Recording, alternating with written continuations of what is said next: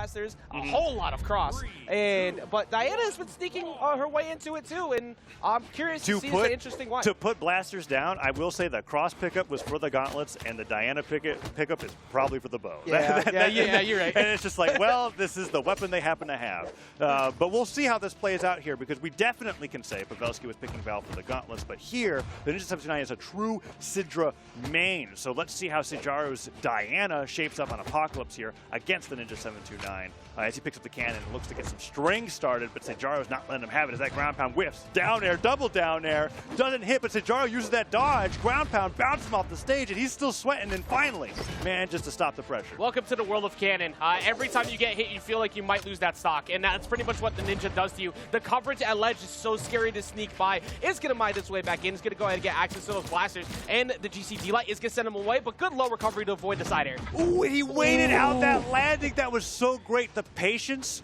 from the Ninja729 to wait out the entirety of the blaster's recovery, and then the falling afterwards so that the side light would hit, fall down, and then get that side air. Seijaru trying to even things up with a down sig there. That's it's so scary. Like, it just, that in and of itself forces you to go low. And you have to, like, respect that. But that recovery is going to miss.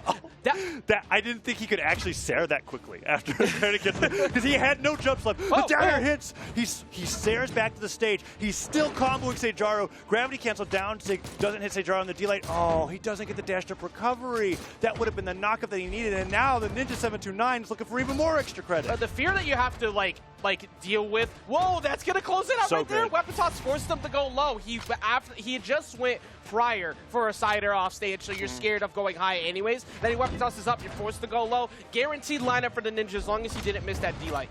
Oh, and the gravity cancel neutral sig, the staple of Ninja729's play, finally punished by Seijaru there. Gets the D-light, gets the recovery, takes him off the top right, but that is a huge lead to come back from here. We see Seijaru opening up the blasters, gets a nice X pivot nair, goes for a second one, and that one's punished. And Ninja729, so good with these strings.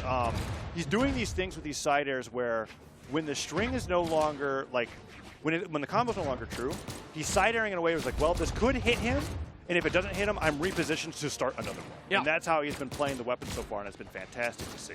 Both of these players, staples of the top 32 range, of course, in EU. 17th for Seijaru and 13th at Summers. So both of them making a little way towards the top, but they kind of falling in a ways. But they also have huge plays. So I think even with the Ninja's game right now, with how well he's been controlling, I don't think I see Seijaru not bouncing back in the second game. Yeah, hopefully that's the case, because so far, I mean, fighting the Ninja729 in bracket's always a pretty tough thing. Oh, nice recovery there towards the end. I thought he was going to get the D-light recovery there.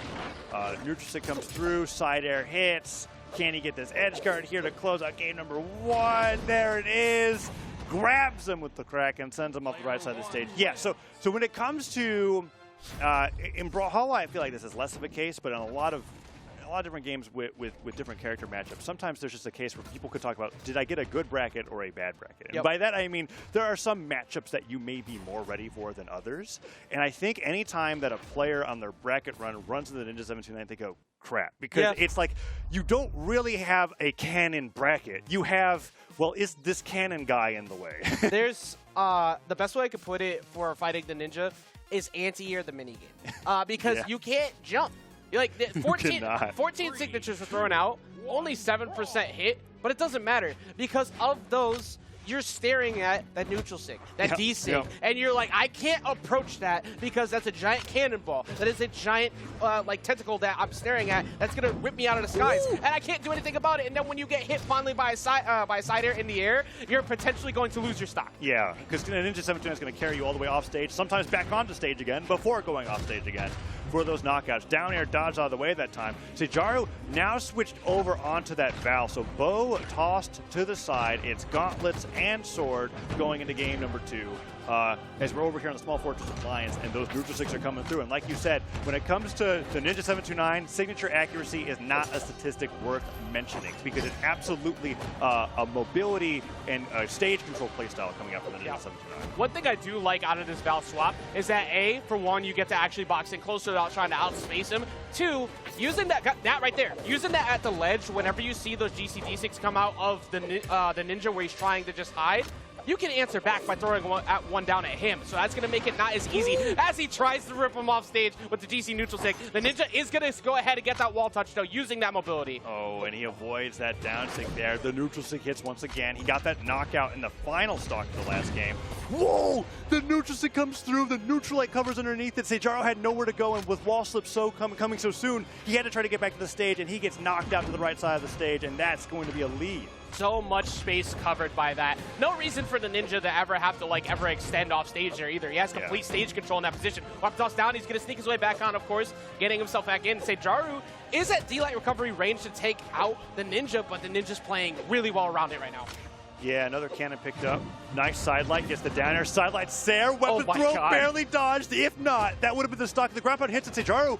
Double ground pounded, unarmed, could not make it back, and he was sweating that entire time through. The second ground pound was just to secure the knockout, but that was beautiful. You said it before this second round started. When you see the Ninja in your bracket path, you go, oh crap. Because of plays like that. Covering the dodge right there, again, he's getting cannon fired. He's almost catches him. Ground pound does finally make him pay for going off stage, but he has such a big hill to climb. Yeah. Yeah, this cannon doing wonders. And Seijaru, even with the complete switch up with the weapons and playstyle, while he had a really strong first stock, it's that second stock that the Ninja729 really explodes on, because he just takes that stock, regardless of what damage that you're at, gets those knockouts off the bottom of the side of the stage, and now we're 2 stocks to 1 again with a huge lead. Exactly. You're in the orange. Oh yeah, that's knockout range. Absolutely. That's the scariest thing about fighting him. And Seijaru trying to find something to get going here, looking for side light, cannot find it, goes in back again with the sider, and none of these finding the mark. GCD light also missing. Everything for a combo starter for Seijaru is missing, and the Ninja is playing. It looks like he's playing with no fear at all. Oh, he's playing with no fear at all. Carbon copy. Game 2 finish from game number 1, right? Gets him right above his head, grabs with the tentacle, sends him up the right side of the stage, doubles the damage. An average damage per engagement of 49. We were seeing numbers like 30 in the previous on stream. So Ninja729 really taking those neutral wins to the end. And look at that. What an amazing finish there. The damage over top. Wait, I had no idea. So that's like a 0 to death, right? Basically. That's how that happened? Pointing out, that was a big number you pointed out, by the way, with the 31 compared to 49 damage per engagement. Yeah. How do you get back into the game with something like that? Yeah, you're taking twice as much damage every time you get hit. Yeah, that is just how it works. But this is one way. If you ground pound a ton. Oh, God. Oh, God. Oh, God. Oh, no. Seijaru. He had something really good at the start there, and now that's got to be soul-crushing to be able to have that turned around on you, get the ground pound, nair towards the bottom of the stage, and not be able to touch it. On Miami Dome, you got that pillar underneath the stage. You can't cross over to the other side and hope to touch the wall. You either get back up or you go down, and Seijaru went down. But he's even things up. Well, side light nair, down air, weapon throw at the very edge here. No, he tries to Seijaru to the stage instead. I was ready to laugh comically as you said, even things up, and then he almost got knocked out by a cannon cider string. And White, yeah. Oh, the anchor. Oh, he the double anchor. He might close it out right here. Down air. Of course he goes for it. And Seijaru, in an effort to avoid it, just circles right back down to the bottom of the stage. It's been now 1 minute. And it's 3 stocks to 1. The Ninja729 has taken over the highlight stream portion of the dev stream by himself. Yeah. This has been a very dominant effort so far to start things off here. Seijaru cannot get an answer. Every time he's had him off stage, he has been paid for it with his own stock. The down air was so great there. Seijaru does get the side air, takes it to a 2-1 scoreline. But the Ninja729 is just like, every time I feel like I've seen something new, and then I go, all right. Now we've seen everything from him. That's not the case. He's really just showing his cards as he needs to. And there's probably plenty more in store. I think we could have had such a different story, too, if Seijaru actually got the knockout edge guard at the start. Right, yeah. That was what you needed to get back into it. And now we're looking at what is probably going to be a 3-0 in favor of the Ninja. Reading him, going high, does not get the hit. But at this point, Seijaru has to play absolutely perfect, which he did get 3 in a row, but you have a lot of work to do. Ooh, down light doesn't hit. Nair trying to catch him there on the bottom. Nice weapon throw. Neutral stick, that one just hits. Just trying to blast the jar off the right side of the stage. I mean, we're almost ready for that sword neutral stick, Ajax. I think you got to switch weapons here. Yeah, like you said. We haven't ended a game yet without it. Every movie has been the same ending. You have to shut it down with that sword neutral stick at the end. Seijaru tried it. Yep. It was so close. Ninja, no! It's too late now. You lose the game now. Oh, wait. Can he touch it? He does touch. The anchor comes through. Seijaru not ready to punish that. Makes it back to the stage. Oh, he's looking for it. 3, 2. I was so close to the countdown. Okay. Listen, Ninja729, do not bet the entire game on that neutral sig. It was fun for a while, but with 2 whiffs, it's just time for the dealer recovery. We're going to see him get the cannon and instantly weapon toss it so he can get to the sword. It is hilariously, as far as the stocks go, the closest game so far. That's true, actually. Like, considering how things started off and how things have ended, gotten to this point, it has definitely been much closer. And if Seijaru can take advantage of the Ninja looking for like a big play, he can actually crawl his way back in, which he's slowly doing, and that has now come to a close because the Ninja has closed it out with a 3-0 victory here against Seijaru. I mean, he was trying to think of a wackier way to end that stock. The splash damage of a landing cannon ground pound. Oh, we get that ground pound there. Yeah, still. He took 487. We get the anchor here where he does actually, so you could slightly charge gravity cancel signatures here, and he takes that charge as far as he possibly can here. We're going to see in the replay. Yeah, you could even hear the charging sound, and because of that, Seijaru had to dodge so far to the left, he couldn't even make it back. That was an awesome edge guard. We're going to see this. It's the splash damage from the landing. He lands on the ground with the cannon ground pound. That's why he went in that weird direction, which is like, I've never seen a stock end like that, but hey, Cannon.